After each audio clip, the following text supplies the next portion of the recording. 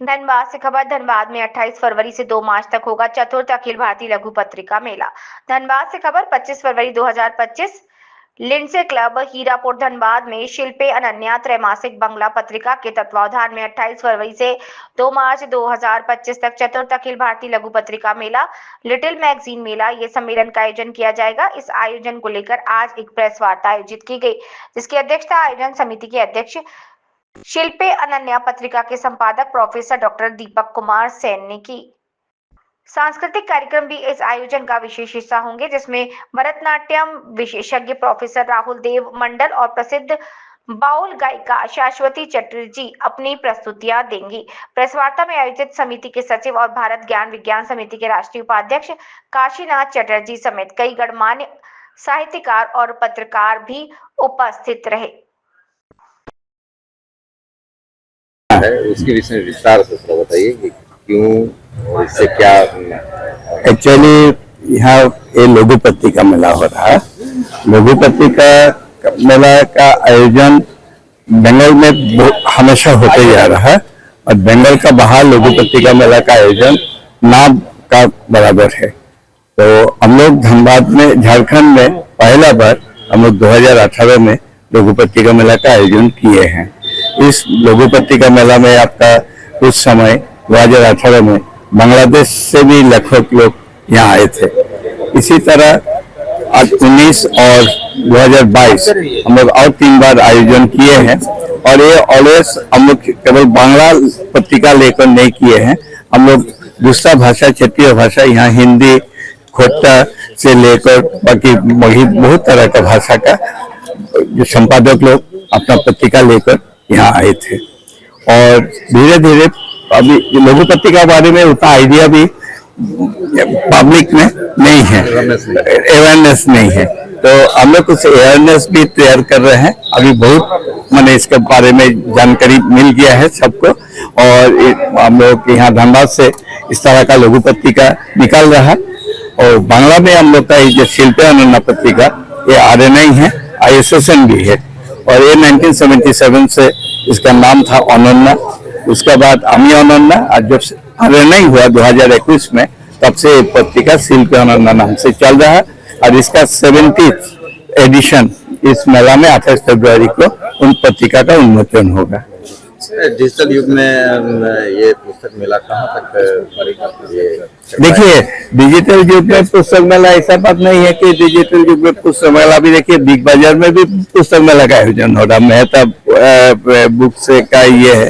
तो युवा लेखक लोग जो स्टूडेंट है लोग किताब नहीं पढ़ रहे, ऐसा बात नहीं है। वो लोग काफी है, बट वो लोग सब पढ़ रहे हैं डिजिटल में, मोबाइल से ये और वहाँ पर जाके वो लोग किताब ले रहा है। बट प्रिंट मीडिया का बहुत जरूरत है। ऐसा नहीं है कि प्रिंट मीडिया में किताब पढ़ने का जो ये होता है, स्मेल होता है, वो दूसरा ये में नहीं होता है। पुस्तक तो बहुत से इस कलकत्ता बुक फेयर में, इंटरनेशनल बुक फेयर जो कलकत्ता में हुआ है, करोड़ों का बिजनेस हुआ, वहाँ कैसे किताब बिक रहा है। दिल्ली बुक फेयर में भी तो किताब बिक रहा है। हम चेन्नई बुक फेयर में हम गए थे, तो चेन्नई बुक फेयर में भी बहुत ये हुआ है, बुक खरीदा है। ऐसा नहीं है कि किताब नहीं चल रहा है। बट हम लोग के लघु पत्रिका इसमें बहुत कष्ट है, बिकॉज लघु पत्रिका में तो कोई खरीदार भी खूब कम होता है। अपना पैसा से ये नाम है लघु पत्रिका, बट लघु पत्रिका से साहित्य का पूरा माने बोलते हैं लेखक का लेखा का जो ये है, लेखक का माध्यम से जो आगे बढ़ने का ये है, सब लघु पत्रिका माध्यम से ही होता है। तो बड़े बड़े साहित्यकार बनते हैं। आप क्या है इससे अपना परिचय दे दीजिए। मेरा परिचय, हम RS मोर कॉलेज गोविंदपुर से मैथमेटिक्स का हेड के रूप से 2016 जनवरी में हम रिटायर्ड किए हैं और इसके बाद हम इस सामाजिक एक पत्रिका के साथ जुड़े हुए हैं। इसको हम RNI भी किए हैं। एक बहुत बड़ा अनुभव है जो झारखंड में RNI का साथ साथ ISSN ये पहला पत्रिका है। सबसे पहली बात है कि ये जो लिटिल मैगजीन मूवमेंट यानी लघु पत्रिका का जो आंदोलन जो शुरू हुआ था ये 1950-60s में हुआ था और मुख्य रूप से ये तमिल, तेलुगु, हिंदी, मराठी, गुजराती यही 4-5 लैंग्वेज से शुरू हुआ था इसके। और इसका मुख्य धारा से जो अलग हटके है ये जो स्रोत है, जो हम लोग जिसको बोलते हैं नॉन कमर्शियल, यानी ये लघु पत्रिका जो होता है एकदम नॉन कमर्शियल, और ये लोग committed to the off the track जो होते हैं, यानी मूल धारा से अलग हटके एक सोच, एक विचार, नया विचार लाने का। और देखा जाए, अगर भारत की इतिहास देखा जाए लघु पत्रिका का या लिटिल मैगजीन का, तो देखा जाएगा भारत के जितने प्रमुख लेखक, कवि, साहित्यिक, ये लोग सब इसी लघु पत्रिका से ही उनका उत्पत्ति हुई है। और वो आगे चल के, जैसे हम बताएंगे दिनकर का नाम, कवि दिनकर हिंदी में, रेणु, उसके बाद बंगला में तो सुनील गांगुली, शक्ति चट्टोपाध्याय, उसके पहले जो भी हैं आपका Annada Shankar Ray, he was an ICS officer थे, लेकिन वो लघु पत्रिका से ही उनका लेखन शुरू हुआ। फिर आप भागलपुर में आ जाइएगा तो वहाँ विभूति भूषण। लघु पत्रिका का जो कंसेप्ट जो लाया गया था, ये मूलतः फ्रांस, जर्मन से ही आया था। वहाँ एक रेवोल्यूशन शुरू हुआ था आंदोलन के रूप में ये। और भारत में आपको याद होगा, भारत में 1969 से 72 का जो पीरियड, तो बंगाल में खास करके नक्सल मूवमेंट जो हुआ था, ये लघु पत्रिका ही का ही एक रूप आया था, जो कि क्रांतिकारी रूप आया था।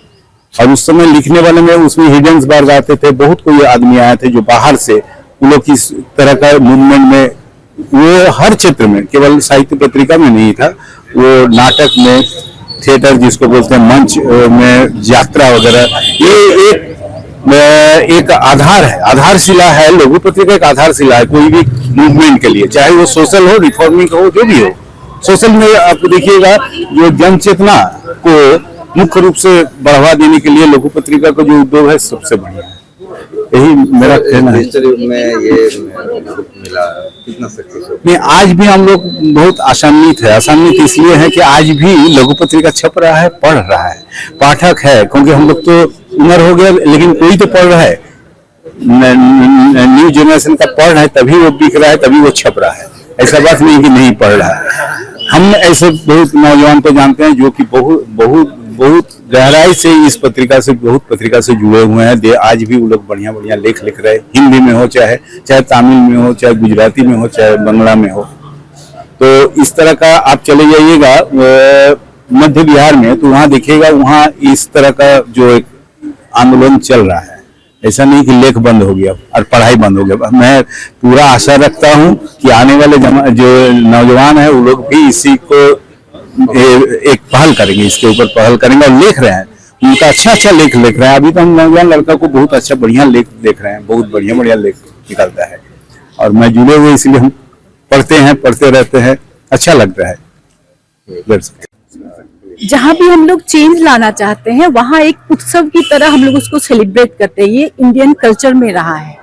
तो हम लोग यही चेंज लाना चाहते हैं कि डिजिटल युग में भी लोग पढ़े, बिकॉज जो हार्मफुल रेडिएशन है, जो मोबाइल से रेडिएट हो रहे, या लैपटॉप में जो हम लोग कांस्टेंट जो इंटरनेट के सामने जो हमेशा रहते हैं, नेट से कनेक्टेड वर्चुअल वर्ल्ड में जो रहते हैं, उससे क्या होता है, हमारा मेमोरी लॉस होता है, उससे हमारा जो क्रिएटिविटी लॉस होता है। क्योंकि हम लोग जितना क्रिएटिव चीजें हो, वो हम लोग को फटाफट दे दिया जाता है, ये सोचो, ये करो, वो इंटरनेट से हो रहा है।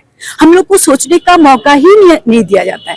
इसीलिए हम लोग इसको उत्सव की तरह, मेला की तरह मनाते हैं, ताकि there should be a change in the society, कि हम लोग पढ़ने लिखने को प्रमोट करें। पढ़ने से लिखने की भी इच्छा बढ़ती है और उससे क्रिएटिविटी भी बढ़ती है। इसीलिए हम लोग इसको, बुक फेयर को ज्यादा से ज्यादा प्रमोट करते हैं, और करना भी चाहिए। मैम, नौजवान जो है आजकल बुक पे कम और डिजिटल युग में ज्यादा, तो आप क्या संदेश देना चाहेंगे आने वाले नौजवानों को कि बुक फेयर उनके लिए कितने फायदे? They should read more and more to enhance their memory power. उनका मेमोरी एनहांस होगा और उनमें क्रिएटिविटी बढ़ेगा, उन लोग और आगे बढ़ सकेंगे लाइफ के हर क्षेत्र में। इसीलिए उनके लिए पढ़ना बहुत जरूरी है, और पढ़ने को प्रमोट करने के लिए ही इसको हम लोग बुक फेयर वगैरह हम लोग जो ऑर्गेनाइज करते हैं।